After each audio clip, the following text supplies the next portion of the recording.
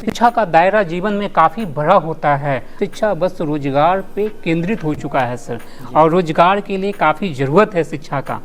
Management और agriculture में बहुत बड़ा स्कोप है अपने युवाओं के लिए। अच्छा, 2025 में एक सरकार के तरफ से एक यूनिवर्सिटी का निर्माण किया गया, सहकारिता त्रिभुवन सहकारिता विश्वविद्यालय जी। वर्तमान में बिहार में कृषि व्यवसाय प्रबंधन में अपॉर्चुनिटी को देखते हुए जिसमें हमें 2 कोर्स का एफिलिएशन दिया गया है, MBA एग्री बिजनेस और BBA एग्री बिजनेस। यहाँ पे गवर्नमेंट जॉब की तैयारी के लिए ज़्यादा लोग जाते हैं। जो हमारी भारत सरकार की सहकारिता मंत्रालय का जो एक विजन है कि एग्रीकल्चर मैनेजमेंट में हम ह्यूमन रिसोर्स क्रिएट करें और जहाँ पे है उनको हम नौकरी दें और उनको व्यवसाय के लिए प्रेरित करें। मतलब बिहार का केंद्र पटना में ये पहला इंस्टीट्यूट है।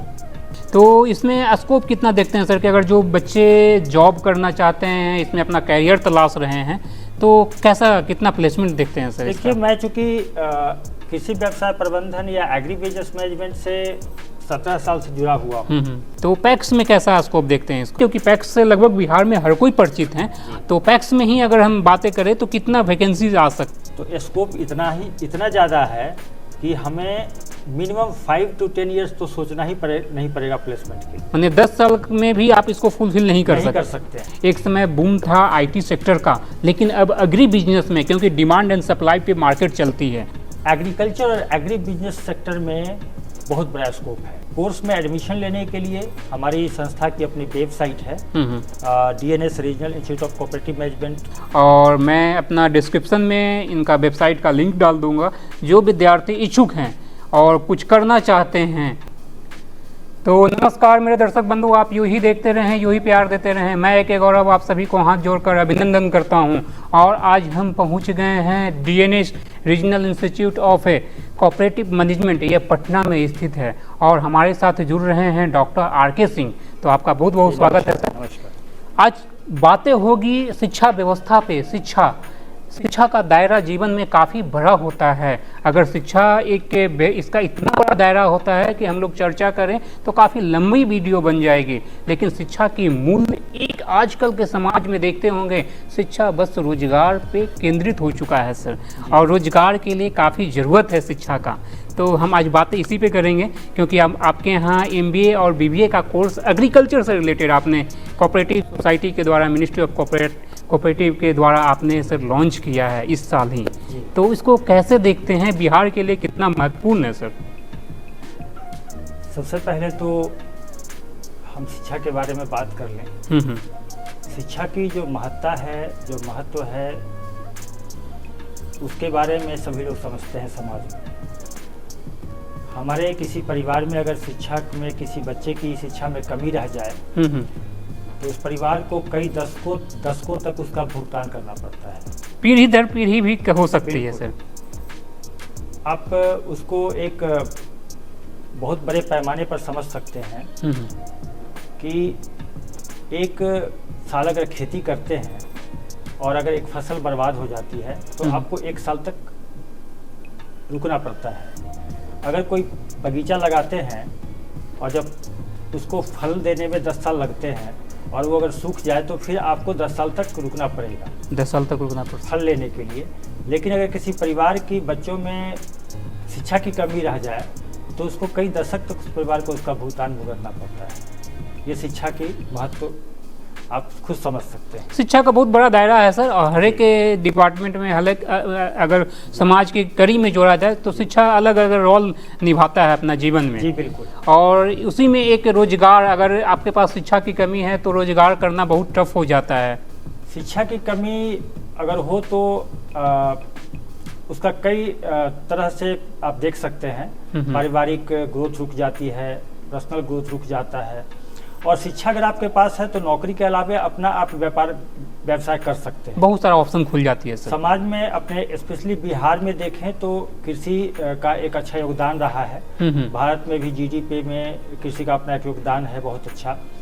और पूरे हिंदुस्तान में देखें तो मैनेजमेंट और एग्रीकल्चर में बहुत बड़ा स्कोप है अपने युवाओं के लिए। अच्छा, तो इस पे एक हम बातें, क्योंकि हमारा देश भी कृषि प्रधान देश रहा है और अभी भी है, क्योंकि कृषि पे आपने बताया ही। तो क्या कृषि में मैनेजमेंट का कितना ज़रूरी है? देखिए, हम भारत सरकार की बात करें तो भारत सरकार की एक मंत्रालय है जिसको हम मिनिस्ट्री ऑफ कॉर्पोरेशन बोलते हैं, सहकारिता मंत्रालय। सहकारिता विभाग, सहकारिता मंत्रालय जी। सहकारिता मंत्रालय जो है उसके अपने बहुत सारे इंस्टीट्यूट भारत में हैं, जिसमें एक डीएनएस भी है। तो सहकारिता मंत्रालय ने भारत में कोऑपरेटिव मैनेजमेंट में और एग्रीकल्चर मैनेजमेंट में ह्यूमन रिसोर्स की कमी को देखते हुए एक त्रिभुवन सहकारिता यूनिवर्सिटी का निर्माण किया 2025 में। अच्छा, 2025 में एक सरकार के तरफ से एक यूनिवर्सिटी का निर्माण किया गया, त्रिभुवन सहकारिता विश्वविद्यालय जी, जो गुजरात में अवस्थित है। जी जी। और उनके द्वारा ह्यूमन रिसोर्स जो क्रिएट करने का विजन है उसको देखते हुए बहुत सारे कोर्स लाए गए, यूजी लेवल पे और पीजी लेवल पे और सर्टिफिकेट लेवल पे जी। तो जो हमारी संस्था है जो DNS regional institute of cooperative management है, पटना में अवस्थित है, वो काफ़ी लंबे समय से कोऑपरेटिव मैनेजमेंट में ह्यूमन रिसोर्स क्रिएट करता रहा है जी। और साल में कम से कम 10,000 से 12,000 ह्यूमन रिसोर्स को ट्रेनिंग देती है ये संस्था। वर्तमान में बिहार में कृषि व्यवसाय प्रबंधन में अपॉर्चुनिटी को देखते हुए सहकारिता जो त्रिभुवन सहकारिता यूनिवर्सिटी है, विश्वविद्यालय है, उससे हमने एफिलिएशन लिया है, जिसमें हमें 2 कोर्स का एफिलिएशन दिया गया है, MBA एग्री बिजनेस और BBA agri business. MBA agri business 2 साल का है और BBA एग्री बिजनेस 4 साल का है। 4 साल का, एक बैचलर डिग्री है सर, एक मास्टर डिग्री है। जो बैचलर डिग्री है वो नई पॉलिसी, गवर्नमेंट की जो एजुकेशन पॉलिसी, नई पॉलिसी है उसके हिसाब से रखा गया और ये 4 साल का कोर्स है। इसमें हमें 60 सीट में नामांकन की एप्लीकेशन दी गई है।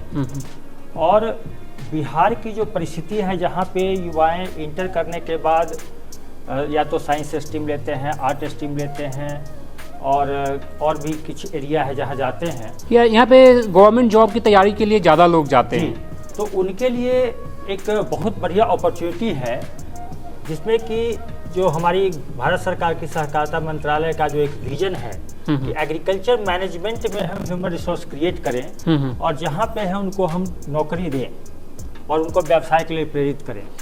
देखिए, आप अगर भारत में अपॉर्चुनिटी की बात करें, कोई भी पढ़ता है तो 2 रीजन से पढ़ता है, या तो हम नौकरी करेंगे या व्यवसाय करेंगे।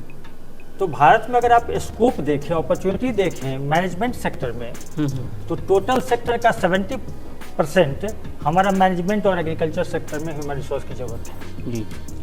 उसकी ज़रूरतों को देखते हुए हमने स्पेशली बिहार जैसे राज्यों के लिए, जहाँ पे एग्री बिजनेस की सिर्फ MBA एग्री बिजनेस की पढ़ाई सिर्फ बिहार में 2 जगह होती है जी, एक सेंट्रल एग्रीकल्चर यूनिवर्सिटी पूसा और एक BAU सबौर जी, और तीसरी जगह हम यहाँ लेके आए हैं अपने इंस्टीट्यूट में। मतलब बिहार का केंद्र पटना में ये पहला इंस्टीट्यूट है? जी, ये पहला इंस्टीट्यूट है जो MBA एग्री बिजनेस का कोर्स लेकर के आई है।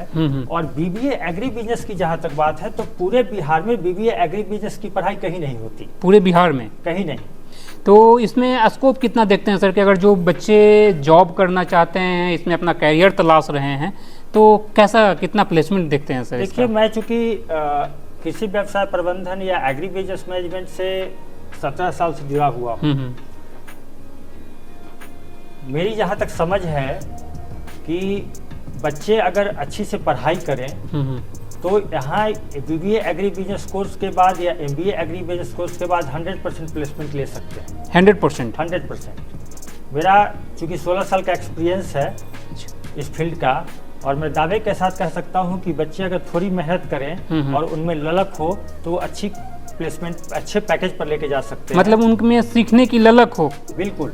और तो क्या इनका स्कोप बिहार में ही रहेगा, क्योंकि आप डिस्कस कर रहे थे हम लोग से कि बिहार में जो कोऑपरेटिव का जो दायरा है बहुत बड़ा है और हर एक लेवल पे यहाँ पे जॉब का अपॉर्चुनिटी है। आप देखें तो अगर हम सरकार की बात करें, बिहार सरकार की बात करें, तो बिहार सरकार से में जो एग्रीकल्चर एलाइड सेक्टर विभागें हैं उसमें भी वैकेंसी है एग्री बिजनेस और एग्रीकल्चर से रिलेटेड जी। साथ में आप देखें तो माइक्रो फाइनेंस की जितनी कंपनी है वो एग्रीकल्चर मैनेजमेंट के स्टूडेंट्स को हायर करती हैं। अभी एग्री इनपुट्स कंपनी जो प्राइवेट कंपनी है उसमें जो सिलेक्शन का जो दायरा है वो चेंज हुआ है, पैटर्न चेंज हुआ है, जिसमें कि हमें ग्रेजुएशन लेवल पे अगर आप एग्रीकल्चर और एग्री बिजनेस की नॉलेज है तो आप उनको हायर करते हैं।